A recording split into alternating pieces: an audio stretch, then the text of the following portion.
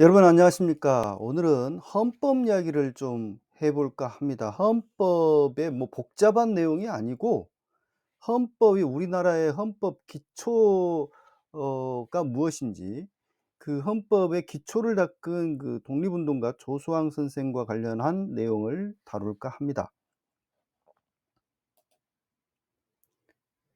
조수왕 선생, 여러분들 혹시 들어보셨나요? 저는 이름은 들어봤지만 어떤 분인지 최근에서야 좀 찾아보고 알게 됐어요. 정말 부끄러운 일입니다. 이 조수왕 선생을 모르고 있었다는 사실 자체가 참 부끄럽더라고요, 알고 보니까. 왜냐하면 이 조수왕 선생이야말로 우리나라 헌법의 기초를 닦은 분이더라고요. 그리고 독립운동가고. 자, 본명은 조용은이라는 분이시고요. 1887 년에 태어나서 1958 년에 돌아가신 분이신데, 독립운동에 헌신하셨던 분이십니다. 굉장히 똑똑하셨던 아주 그 엘리트였던 것 같아요. 1887년 경기도 파주에서 태어나셨는데, 고종황실의, 그러니까 그 대한제국 고종황제의 그 특파 유학생으로 일본 메이지대 법학과에 입학해서 2년 만에 졸업을 했습니다. 그래서 그 정도로 상당히 그 2년, 또 겨우 2년 유학했는데 일본어를 완벽하게 구사할 정도였대요. 예. 그랬고 귀국해서 잠시 경신학교랄지 이런 학교에서 교사로 일을 하다가 '이러고 있을 때가 아니다. 지금 나라를 지금 빼앗기게 생겼는데.' 하면서 그 만주로, 중국으로 건너가서 독립운동에 헌신합니다. 혼자만 간 게 아니고 부인, 아버지, 어머니, 동생까지 다 가 가지고 온 가족이 그야말로 독립운동에 뛰어들어서 헌신을 했다라고 그래요. 그리고 임시정부 활동을 했고요. 어 귀국할 때도 임시정부 대변인으로서 귀국을 했다라고 합니다. 그리고 귀국해서 그 임정의 법통계승을 계속 줄기차게 주장을 했고, 그리고 1948 년도엔 사회당을 창당했고, 1950 년에 제2회 국회의원 에 출마해서 국회의원 선거에 출마해서 서울 성북구에 최다 득표로 당선이 됐대요. 그런데 그 해에 전쟁이 터져 버리지 않습니까? 그래서 6.25 전쟁으로 인해서 납북이 됐습니다. 본인의 원치 않는, 의사와 상관없는 납북이 됐고, 북한에서도 워낙 그 거물이고 정말 그 훌륭하신 분이기 때문에 선생님이라고 이렇게 계속 예우를 한 것 같긴 한데, 북한 정치 어떤 이런 것들에 일체에 협력하지 않았다라고 그래요. 그리고 1958 년도에 갑작스럽게 사망을 하셨는데, 어떻게 사망을 했는지, 자살을 한 건지 타살이 된 건지, 이 뭐 어떻게 사망을 하신 건지는 밝혀지지 않고 있습니다. 아마 납북에 대해서 이분에 대한 평가가, 제대로 된 평가가 지금까지 안 이루어지고, 또 우리 일 그 남한에 있는 분들이 정말 이렇게 훌륭하신 분을 제대로 모르고 있었던 것이 아닌가, 그런 생각이 드는데, 최근 들어서 인제 재조명이 조금씩 되는 것 같습니다. 자, 대한민국 최초의 독립 선언서가 무호 독립 선언서 또는 대한 독립 선언서인데요. 같은 그 무호 독립 선언서라고도 불리기도 하고 대한 독립 선언서라고도 불리기도 하는 1918년 11 월에 발표된, 그 만주에서 발표가 된 그 독립 선언서입니다. 그 내용 중 일부를 제가 따왔어요. "우리 한민족 형제자매여, 그리고 지구촌의 여러 우방국과 흩어져 살아가는 동포들이여, 조국의 완전한 자주 독립과 평등 복지를 자손 만대에 전하기 위하여 일제히의 억압과 학정에서 벗어나 대한민국의 민주화 자립을 선포하노라." 우리 독립국가 건설의 목표는 사회 인류의 정신 아래 모든 동포들이 같은 권리와 부귀를 영위하며 배움의 기회와 장수의 제도를 세워 고루 잘 사는 나라, 고루 현명한 백성, 나아가 나라의 어려움을 극복하고 불의를 몰아내어 우주의 덕인 진선미를 구현하는 것이라. 이것이 한민족이 시대에 부응하여 부활해야 할 뜻이니라. 물론 이제 한자어 투성어로 되어 있는데 이게 인제 어 풀이 우리말로 풀어서 이렇게 하면 이런 내용이에요. 이 무오 독립선언서, 대한독립선언서를 기초하신 분이 바로 조소왕 선생이라고 합니다. 참 대단하죠. 이때 이미 이 평등 복지를 이야기하고 있고, 완전한 자주 독립 뭐 이런 것 쭉 이야기를 하고 있고, 어 그리고 배움의 기회와 장수 제도를 세우자 뭐 이런 것들. 그냥 복지국가를 사실상 선포하고 있는 거 아닙니까? 1918 년에 자주 독립과 복지국가 지향을 뚜렷하게 밝히고 있는 것을 볼 수가 있어요. 굉장히 그 선구적인 어 독립선언서라고 볼 수가 있겠죠. 그리고 1917 년, 그러니까 1년 먼저 그 대동단결 선언서라는 것이 발표가 됐는데, 이것도 조수왕 선생이 기초를 했대요.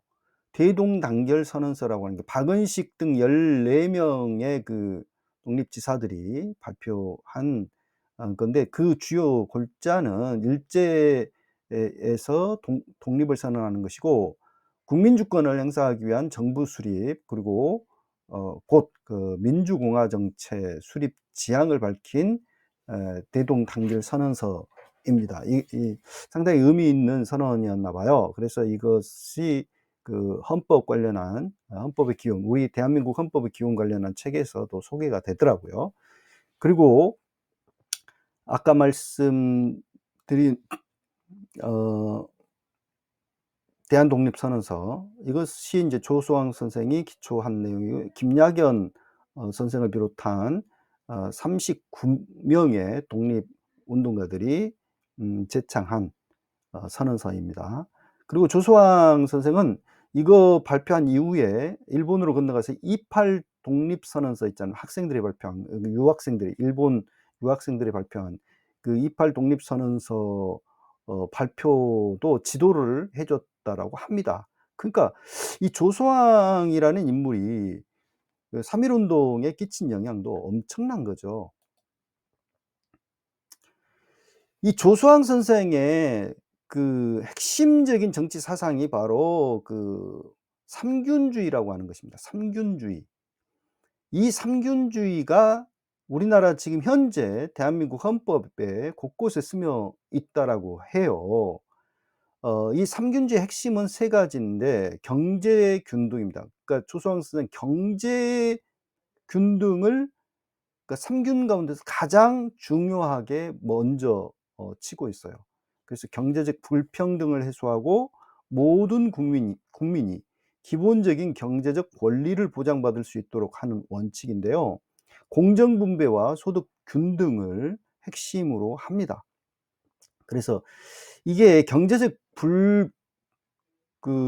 불균등 때문에, 그러니까 빈부격차 심화로 인해서 항상 혁명이 일어나고 또 온갖 그 문제가 발생한다 라고 하는 경제적인 이런 문제를 생각을 했던 겁니다.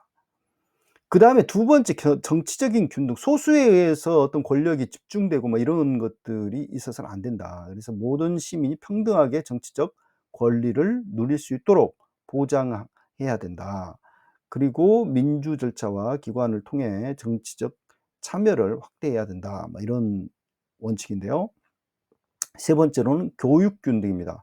그래서 문화적 기회와 자원의 불균형을 해소하고 모든 국민이 동등하게 문화적 혜택을 누릴 수 있도록 하는 원칙인데, 문화와 교육의 평등한 기회를 제공하는 함으로써 국민의 전반적인 삶의 질을 향상시키자라고 하는 것입니다.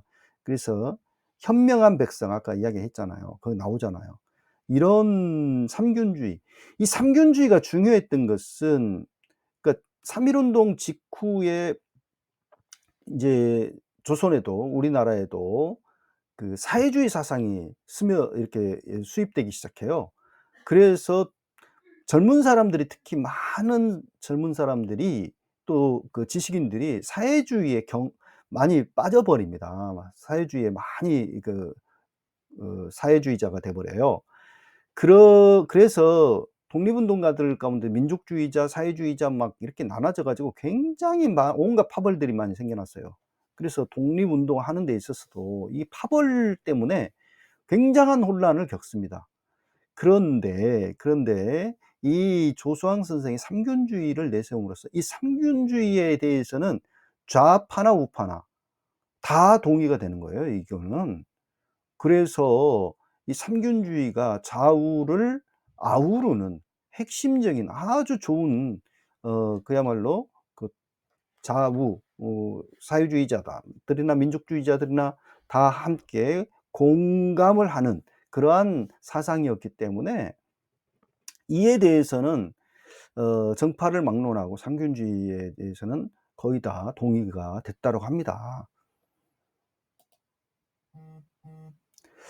자, 그러면 조수왕 선생의 그 삼균주의라고 하는 것은 어디서 나왔냐? 어디서 비롯된 거냐? 이 조수왕 선생이 그 중국의 순원의 삼민주의, 그러니까 순원의 삼민주의라고 하는 것은 뭐냐면은 민족주의, 그러니까 민족의 자주 독립, 민권주의, 그러니까 정치적 권리의 확장, 그리고 민생주의, 경제적 평등 이런 것을 이제 삼민주의라고 하는데 이 삼민주의 이념 가운데 조수왕 선생 민생주의, 즉 경제 평등에 대한 원칙을 삼균주의에 통합해 가지고 경제적 균형 해소와 사회적 공평을 추구를 하게 됩니다. 그리고 두 번째 조수왕 선생의 그 삼균주의의 핵심적인 뿌리가 뭐냐면 기독교의 평등 사상이에요. 이 조수왕 선생이 어떤 사람인가 봤더니 그 전덕기 목사라고 하는 민중 목회했던 분이 계시거든요. 독립운동가이자. 그분에게 세례를 받았더라고요. 그러니까 기독교인이죠, 원래. 그러다가 나중에 어 이렇게 종교들이 막 나눠져 가지고는 독립운동하기가 힘들다. 그래 가지고 뭐 종교들을 여 이 여 6 개의 종교를 통합하는 어떤 종교를 창시했다고 그러는데, 그러다가 나중에 인제 또다시 인제 "기독교 하나로 족하다." 이렇게 해서 왔다라고 하는데 정확하게는 모르겠어요. 그런데 어쨌든 기독교의 평등 사상이 삼균주의의 뿌리가 됐다는 거, 굉장히 신선했어요. 그래서 기독교 평등 사상이라고 하는 것은 인제 어 인간의 평등성과 도덕적 책임을 강조하죠. 그리고 사회적 약자에 대한 배려와 정의를 중시합니다. 어 기독교의 이런 평등 사상에 에서 그 조수왕 선생은 인간의 기본적인 권리와 사회적 공정성을 강조하는 아이디어를 차용해서 삼균주의 원칙을 형성하는 데 기여했다라고 합니다. 이게 인제 임시정부, 그러니까 3.1 운동 직후에 1919년 3.1 운동 직후에 상해 임시정부가 발표한 대한민국 임시헌장 중 일부인데요. 제1 조가 "대한민국은 민주공화제로 함." 이렇게 돼 있잖아요. 많은 사람 착각하는 게 우리나라가 1948년 미군정이 들어서면서 '아 민주공화제가 됐나?' 뭐 이렇게 생각하는 사람들이 있어요. 그렇지 않습니다. 우리 조상들이요, 훨씬 전부터 대한민국은 이제 황제가 다스리는 나라가 아니라, 군주제가 아니라 그야말로 백성들 스스로가 통치하는 민주공화제가 돼야 된다. 라고 하는 생각을 했어요. 그래서 이게 임시헌장의 제1 조로 들어갑니다. 여러분들 일본 메이지 유신 헌법을 보면요, 앞부분이 다 천황에 대한 거예요. 천황의 나라고. 그러니까 온 국민들이 다 신민이죠. 천황의 신민들이에요. 그렇게 후진 그야말로 헌법을 가지고 있었던 게 일본이었습니다. 지금도 마찬가지. 지금도 앞부분은 뭐 제1 조가 민주공화 이거 아니에요. 일본 헌법을 한번 봐 보세요. 놀랐습니다, 제가. 그만큼 대한민국의 헌법이 굉장히 선진적이다라고 볼 수가 있어요. 대한민국은 민주공화제라고 하는 것은 그야말로 대한제국이 이제 몰락하고 끝나고 끝장나고 3.1 운동 하면서 우리 조상들이 이 백성들이 직접 다스리는 민주공화제가 맞다라고 하는 것을 광범위하게 이제 공유했던 것이죠. 그래서 인제 이 대한민국 임시헌장에 이게 담겼다라고 하는 게 제2조 읽어 볼까요? "대한민국은 임시정부가 임시의정원의 결의에 의하여 이를 통치함." 제3 조 "대한민국의 인민은 남녀 귀천 및 빈부의 계급이 없고 일체 평등이다." 음 이 시대에 인민이라는 단어는 흔히 쓰였던 단어예요. 지금은 막 이념적으로 이상하게 이렇게 여기는데 인민이라는 단어는 아주 널리 원래가 쓰이던 단어입니다. 제4 조 "대한민국의 인민은 신교, 언론, 저작, 출판, 결사, 집회, 신서, 주소 이전, 신체 및 소유의 자유를 향유함." 지금 현재 헌법 조항과 거의 유사한 것을 볼 수가 있죠. 이것도 결국 조수왕 선생의 그런 삼균주의 원칙 하에 이런 임시헌장이 발표가 되고 그랬다라고 그래요. 그래서 우리 대한민국 헌법에는 곳곳에 "삼균주의 정신이 스며 있다."라고 하는 것을 여러분들이 기억을 하고서 우리 헌법을 대한민국 헌법을 한번 읽어 보시기 바랍니다. 경자유전의 원칙이랄지 뭐 이런 것들이 그냥 나온 게 아니라는 것이죠. 예, 삼균주의 이 헌법의 기초가 된 조수왕 선생의 삼균주의 이런 것들이 곳곳에 스며 있는 것을 볼 수가 있습니다. 그래서 경제 민주화를 반드시 해야 되는 게 원래가 우리 조상들이 추구했던 것이 그런 이렇게 민주공화정일 뿐만 아니라 정치적인 민주뿐만 아니라 그 경제적인 예 민주주의도 추구했다. 원래가 사실상 경제 균등이라고 하는 것이 삼균주의의 핵심이었다.